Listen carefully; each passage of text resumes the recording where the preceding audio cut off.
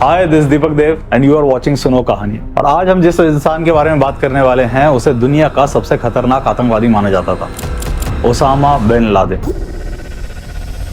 Osama ने America के against 4 बड़े हमले किए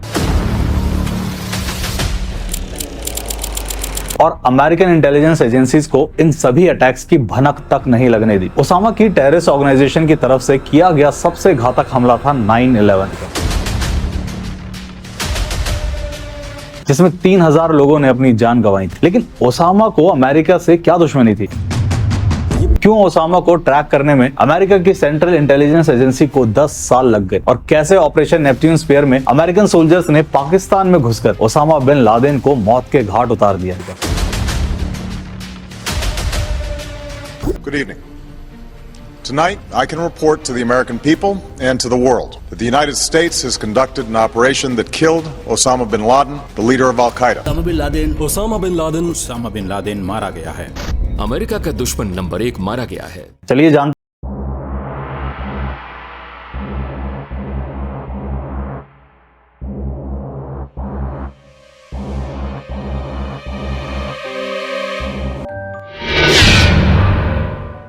ऑपरेशन नेपट्यून स्फीयर।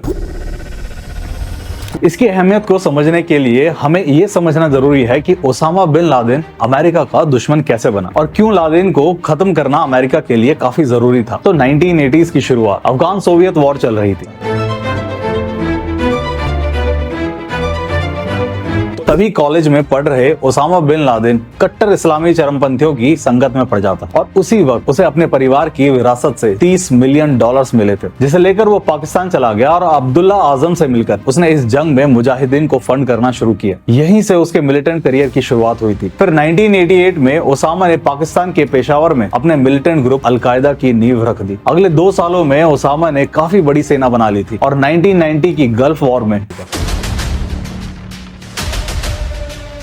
जब इराक के तानाशाह सद्दाम हुसैन ने सऊदी अरेबिया पर अटैक किया तो ओसामा ने सऊदी किंग फाद को अपना सपोर्ट ऑफर करा। लेकिन किंग फाद ने एक मिलिटेंट ऑर्गेनाइजेशन के बजाय अमेरिका से मदद लेना सही समझा, जिससे ओसामा के दिल में अमेरिका के खिलाफ नफरत की चिंगारी जाग उठी। दरअसल ओसामा अमेरिका के वेस्टर्न कल्चर से नफरत करता था और वो नहीं चाहता था कि ये कल्चर इस्लामिक कंट्रीज में पहुंचे। इसलिए साल 1992 में अलकायदा ने अमेरिका के अगेंस्ट पहला हमला किया था, जिसमें यमन देश की उस होटल्स में बॉम्बिंग करने की कोशिश की गई थी जिसमें अमेरिकन सोल्जर्स रुके हुए थे। लेकिन बम पहले ही होटल पार्किंग में ब्लास्ट हो गए और अमेरिकन सोल्जर्स बच गए। फिर 26 फरवरी 1993 के दिन अलकायदा ने अमेरिका के वर्ल्ड ट्रेड सेंटर पर अटैक किया, जिसमें 6 लोगों की जान गई और 1000 लोग घायल हो गए थे। अलकायदा की तरफ से तीसरा बड़ा अटैक हुआ था अगस्त 1998 में, जब कीनिया में मौजूद यूएस एम्बेसीज में बॉम्बिंग्स की गई थी, जिसमें 224 लोगों की जान गई थी और 5000 लोग जख्मी हुए थे। और ओसामा की तरफ से अमेरिका पर सबसे मेजर अटैक हुआ था 9 सितंबर 2001 में।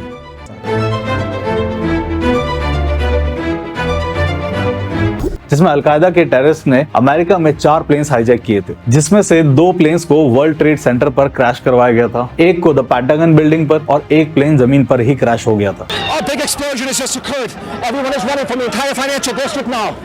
The smoke is filling the entire area. Let's go. Come on, go, Brad, go. We've seen it from the front angle before, but not from this angle.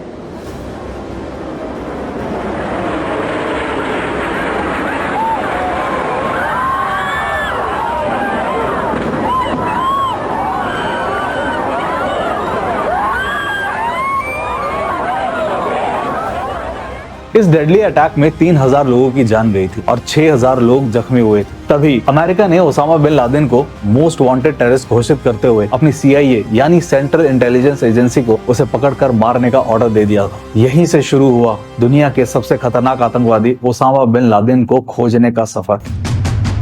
9/11 के attacks के बाद CIA ने America से भागने की कोशिश कर रहे कई अलकायदा टेररिस्ट को पकड़ा और उन्हें ग्वांतानामो बे जेल में डाल दिया, जिसे दुनिया की सबसे खतरनाक जेल माना जाता है। क्योंकि यहाँ कैदियों से इंफॉर्मेशन निकलवाने के लिए उन्हें कई जानलेवा तरीकों से टॉर्चर किया जाता है। इसी वजह से पास्ट में इस जेल को लेकर कई कंट्रोवर्शियल केसेस सामने आए हैं। ध्यान से सुनिए। अरेस्ट हुए अलकायदा टेररिस्ट में से एक था अबू जुबैदा, जिसे मार्च 2002 में पाकिस्तान के फैजलाबाद से अरेस्ट करके अमेरिका ले जाया गया था, जहां ग्वांतानामो जेल में CIA ने उसे करीब 6 महीने तक टॉर्चर किए और उसने 9/11 अटैक्स प्लान करने वाले मास्टरमाइंड का नाम बता दिया था, जो था खालिद शेख मोहम्मद, जिसे CIA ने 1 मार्च 2003 के दिन पाकिस्तान के रावलपिंडी में अरेस्ट कर लिया। खालिद जो था वो अलकायदा का ऑपरेशन कमांडर था, यानी उसका डायरेक्ट कनेक्शन अलकायदा की हाई कमांड के साथ था। हालांकि खालिद ने भी पहले अपना मुंह नहीं खोला, लेकिन ग्वांतानामो जेल में उसे जीते जी नर्क की सैर करवाई गई, जिसके बाद 2004 में उसके मुंह से एक नाम निकला, अबू अहमद अल कुवैती। यही नाम CIA को आगे चलकर ओसामा बिन लादेन तक पहुंचाने वाला था। लेकिन अब भी 7 साल का लंबा सफर बाकी था, जिसमें CIA के करोड़ों रुपए और इन्वेस्टिगेशन के कई डेड एंड्स के बाद 2007 में एक लीड मिली। दरअसल अबू अहमद अल कुवैती एक फेक नेम था, जिसका मतलब था father of Ahmed from Kuwait. इसी वजह से किसी भी इस्लामिक कंट्रीज के रिकॉर्ड्स में इस शख्स की कोई भी इंफॉर्मेशन नहीं थी। लेकिन 2007 में एक फॉरेन इन्वेस्टिगेशन एजेंसी ने CIA को खबर दी कि अबू अहमद अल कुवैती का असली नाम है इब्राहिम अहमद, जो एक पाकिस्तानी था, लेकिन उसका परिवार हाल ही में कुवैत में जाकर बस गया था। CIA ने अगले 2 सालों तक इब्राहिम अहमद की फैमिली पर नजर बनाए रखी, क्योंकि इब्राहिम उर्फ अहमद अल कुवैती ही CIA को ओसामा तक पहुंचा सकता था। दरअसल अल कुवैती ही ओसामा का राइट हैंड और पाकिस्तानी कुरियर था, जो उसके इंस्ट्रक्शंस को अल कायदा के आतंकवादियों तक पहुंचाता था। ऐसे में इस बात के पूरे चांसेस थे कि वो इस वक्त ओसामा के साथ ही हो। जून 2010 में इब्राहिम अहमद या उसके भाई ने सिम कार्ड बदला, और जब कुवैत से पाकिस्तान फोन गया तो CIA इस नए सिम कार्ड को ट्रेस करने में कामयाब रही, जिससे इब्राहिम अहमद की करंट लोकेशन मिल गई, जो थी पाकिस्तान के पेशावर में। CIA ने तुरंत ये जानकारी पाकिस्तान में छिपे अपने जासूसों को भेजी, जिन्होंने इब्राहिम अहमद की गाड़ी का पीछा करना शुरू किया, और वो पहुंचे इस्लामाबाद से करीब 35 किलोमीटर दूर एबटाबाद शहर के बाहरी इलाके में बने एक बड़े से घर के पास। यहाँ CIA को अभी इब्राहिम अहमद का घर मिला था, ओसामा बिन लादेन का नहीं, इसलिए उन्होंने इस घर पर नजर रखना शुरू कर दिया। करीब 5 महीने तक इस घर पर नजर रखने के दौरान CIA को कई ऐसे क्लूज मिलने लगे जो इस बात की ओर इशारा कर रहे थे कि शायद ओसामा बिन लादेन भी इब्राहिम अहमद के साथ इसी घर में छिपा हो। ओसामा की मौजूदगी का शक पैदा करने वाला सबसे बड़ा कारण था घर की बनावट। ट्रायंगुलर शेप में बना ये घर उस इलाके में मौजूद बाकी घरों से करीब 8 गुना बड़ा था, और CIA के मुताबिक इसे 2004 में बनाया गया था। इस घर की दोनों तरफ बाउंड्री के अंदर काफी खाली जगह छोड़ी हुई थी, और बीच में 1-2 मंजिला इमारत के साथ छोटा गेस्ट हाउस बना हुआ था। इस घर की बाउंड्री वॉल्स भी कुछ इस तरह बनी हुई थी मानो अंदर कुछ छिपा जा रहा हो, जैसे कि चारों तरफ बनी 80% दीवारों की ऊंचाई 10 फीट थी, जबकि सामने वाली 3 दीवारों की हाइट इससे भी ज्यादा यानी 13, 18 और 12 फीट थी। इसके अलावा घर की सबसे ऊपरी मंजिल की बालकनी में 7 फीट ऊंची दीवार बनाई हुई थी। पहली मंजिल की खिड़कियां पर मोटे मोटे पर्दे लगे हुए थे, जो कभी खोले नहीं जाते थे, और ऊपरी वाली मंजिल में तो खिड़की थी ही नहीं। यहाँ एक और चौंकाने वाली बात ये थी कि इस घर में काफी लोग रहते थे, लेकिन कोई घर से बाहर नहीं निकलता था। सिर्फ इब्राहिम अहमद ही कभी कभार बाहर जाकर सामान ले आता था। यहाँ तक कि घर के कूड़े कचरे को भी बाहर फेंकने की बजाय लेफ्ट वाले कंपाउंड में जला दिया जाता था। इस घर में ना तो टेलीफोन सर्विस थी और ना ही इंटरनेट कनेक्शन। और तो और इब्राहिम भी बाहर से आकर हमेशा घर के गेस्ट हाउस में ही रहता था और कभी मेन बिल्डिंग में नहीं जाता था, मानो वो अपने ही घर का पहरा दे रहा हो। वहीं जब इस घर पर ओवरहेड कैमरास की मदद से निगरानी की गई तो ऊपरी मंजिल की बालकनी में रोज इन्हें एक शख्स टहलते हुए दिखता, जो काफी लंबा था, लेकिन दूर होने की वजह से कैमरा उसकी शक्ल को ठीक से कैप्चर नहीं कर पा रहा था। इसलिए CIA के जासूसों ने उसे द पेसर नाम दिया। यहीं से CIA का शक यकीन में बदलता चला गया, क्योंकि CIA के मुताबिक ओसामा की हाइट 6 फीट 4 इंच थी, लेकिन कोई भी ऑपरेशन करने से पहले ये कंफर्म करना जरूरी था कि उस घर में ओसामा ही रह रहा है। इसलिए CIA ने शकील अफरीदी नाम के पाकिस्तानी डॉक्टर और एक नर्स की हेल्प से उस एरिया में एक फेक वैक्सीनेशन कैंपेन चलाया, जो कंपाउंड के आसपास था। जब CIA को कंफर्मेशन मिली कि ओसामा बिन लादेन उसी कंपाउंड में रहता है, ये सुनकर CIA के हेडक्वार्टर्स में खलबली मच गई, जिसके बाद CIA के चीफ लियोन पेनेटा उस घर का 3D मॉडल लेकर अपने 2 ऑफिसर्स के साथ तुरंत US प्रेसिडेंट बराक ओबामा से मिलने पहुंचे और बताया कि हमें ओसामा बिन लादेन की लोकेशन मिल गई है। ओबामा का अगला सवाल था, लादेन को मारने के लिए हमारे पास कौन कौन से ऑपरेशन है। तभी लियोन ने 2 सुझाव दिए, पहला एयर स्ट्राइक करना और दूसरा कमांडो स्ट्राइक, यानी घर पर घुसकर मारना। अगले दिन एक secret high profile meeting arrange की गई। जिसमें यूनाइटेड स्टेट्स के कई हाई रैंकिंग ऑफिसर्स थे। तभी प्रेसिडेंट ओबामा ने 2 कारण बताते हुए एयर स्ट्राइक का ऑप्शन कैंसिल कर दिया। पहला ये कि अटैक करने के बाद हम ये कैसे कंफर्म करेंगे कि ओसामा बिन लादेन मर गया है, और दूसरा ये कि इस अटैक में आसपास रहने वाले सिविलियंस भी मारे जाएंगे। ऐसे में कमांडो स्ट्राइक करने का डिसीजन लिया गया और अमेरिका ने इस मिशन को नाम दिया ऑपरेशन नेपच्यून स्पीयर।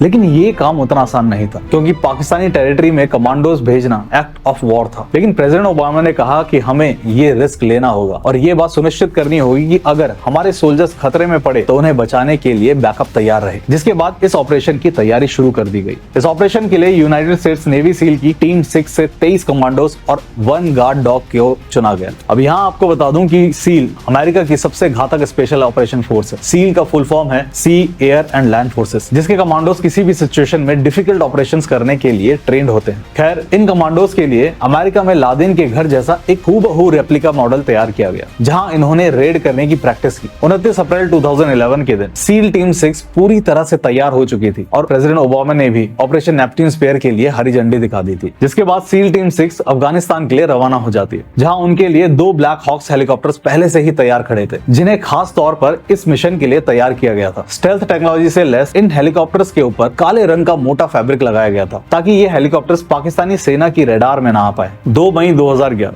पाकिस्तानी समय के हिसाब से रात 11 बजे अफगानिस्तान के बैग्राम एयरबेस से दोनों हेलीकॉप्टर सोल्जर्स के साथ पाकिस्तान के अहमदाबाद के लिए रवाना हुए थे। रात के करीब 12:30 बजे दोनों हेलीकॉप्टर्स ओसामा बिन लादेन के घर के पास पहुंच गए, जिसमें से पहले हेलीकॉप्टर का पायलट ऊंचाई कम करने लगा ताकि ऑफिसर्स को घर के बाहर उतारा जा सके। लेकिन तभी हवा में उसका बैलेंस बिगड़ गया और वो घर के एक कंपाउंड में जा गिरा। पहले उस हेलीकॉप्टर का फ्रंट जमीन में टकराया और फिर पीछे का हिस्सा बाउंड्री वॉल से टकराकर टूट गया था।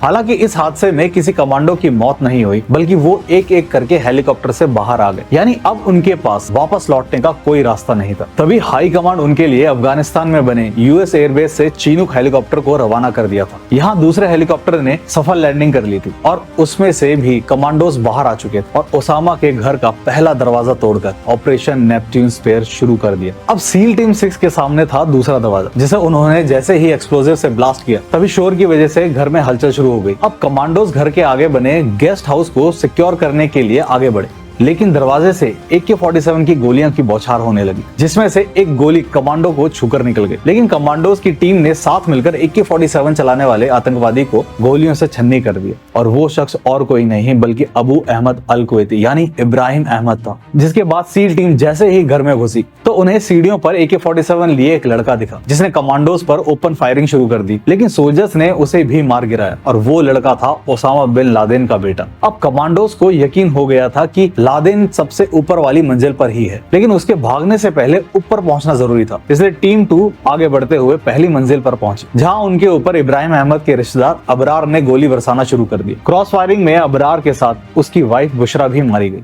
रात के करीब 12:39 पर कमांडोज सेकंड फ्लोर की सीढ़ियां चढ़ना शुरू करते हैं और ऊपर पहुंचकर वो देखते हैं कि जो लादेन हमेशा अमेरिका से 2 कदम आगे रहता था, उसे इस अटैक की भनक तक नहीं थी और वो डरते हुए खिड़की से बाहर देख रहा था। लेकिन वो कोई हरकत करे उसके पहले ही एक कमांडो लादेन के कंधे पर गोली चला देता, जिससे वो नीचे गिर जाता और रेंगते हुए वहां मौजूद अपनी बीवियों में से एक के पीछे छिपकर बैठ जाता। तभी कमांडोज उस लेडी को खिसकने के लिए कहते हैं, लेकिन वो घबरा कर चिल्लाने लगती, जो देख कमांडोज ने उस लेडी के घुटने पर गोली चला दी, जिससे वो नीचे गिर गई। अब लादेन कुछ करता उसके पहले ही एक कमांडो पहले उसके माथे और फिर उसकी छाती पर गोली मार देता, जिसके बाद जमीन पर पड़े लादेन की डेड बॉडी की फोटो ली गई और अमेरिका में CIA हाई कमांड को भेजी गई। फिर जब वहां से ये कंफर्मेशन आई कि यही असली ओसामा बिन लादेन है, तभी उसकी बॉडी को एक बैग में पैक किया गया। साथ ही लादेन के घर में कई इंपॉर्टेंट फाइल्स और हार्ड ड्राइव्स पड़ी हुई थी, उन्हें भी कुछ बैग्स में पैक किया गया। हालांकि इस गोलीबारी में काफी शोर शराबा हुआ था, इसलिए आसपास के लोग घर के बाहर इकट्ठा होने लगे थे। वहीं पाकिस्तानी मिलिट्री का बेस भी पास में ही था और उन तक खबर पहुंच चुकी थी कि यहाँ कुछ गड़बड़ चल रही है। ऐसे में कमांडोज का जल्दी निकलना जरूरी था, इसलिए पहला ग्रुप अपने ब्लैक स्टेल्थ हेलीकॉप्टर में सवार होकर आगे निकल जाता है और दूसरा ग्रुप कंपाउंड में आ जाता है, जहाँ कुछ ही मिनटों में यूएस का चीनूक हेलीकॉप्टर उन्हें रेस्क्यू करने के लिए पहुंचता है। कुछ कमांडोज लादेन की लाश को लेकर हेलीकॉप्टर में सवार होते हैं तो कुछ पहले उस ब्लैक स्टेल्थ हेलीकॉप्टर को जला देते हैं, ताकि पाकिस्तान को यूएस की इस टेक्नोलॉजी का पता न चले। फिर सभी चीनूक में सवार होकर अफगानिस्तान की ओर रवाना हो जाते हैं। करीब 2 घंटे घंटे बाद जब सील टीम 6 सही सलामत अफगानिस्तान के यूएस एयरबेस पर पहुंचती है, तभी प्रेसिडेंट बराक ओबामा